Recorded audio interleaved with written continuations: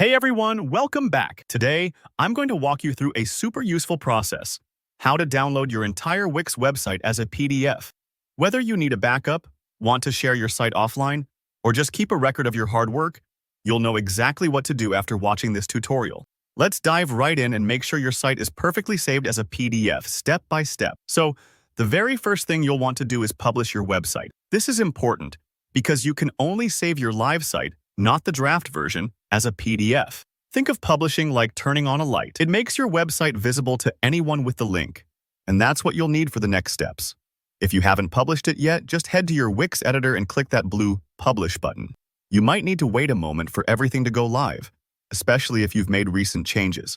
Next up, once your site is live, go ahead and visit your website in your browser. Make sure the URL starts with your domain name, not the Wix editor.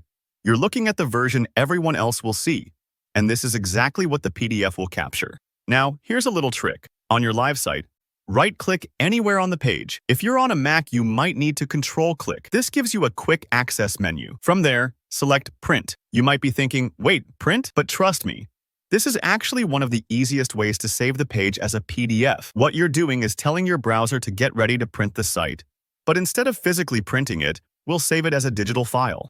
Once that print window pops up, you'll see an option that says Destination or something similar, usually near the top right. Click on that and choose Save as PDF. You're now just a few clicks away from preserving your whole page in a PDF. Take a moment here. The preview may take a few seconds to load, especially if your site has a lot of images or longer pages. Before you click Save, you'll find some print settings you can customize. This is actually a critical step because it lets you fine-tune how your website looks on the PDF. Maybe you want to adjust the margins so nothing gets cut off, or choose landscape over portrait if your site is wide. You may also have options for color, full color, or grayscale, depending on your needs. If you have a background image or certain elements you don't want, you can usually uncheck background graphics. It's a good idea to scroll through the preview and make sure everything looks right before moving forward. Don't worry if it takes a moment to get these settings how you like. This part is about personalizing your PDF. Once everything looks good, go ahead and click Save. Choose where you'd like your PDF to be stored on your computer, somewhere easy to find, like your desktop or a specific project folder.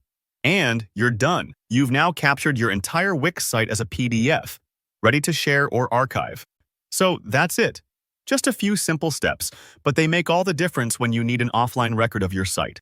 If you found this tutorial helpful, give it a thumbs up and let me know down in the comments if you ran into any snags or have other questions about Wix or website PDFs. And if you love learning new tips like this, don't forget to subscribe for more easy practical tutorials.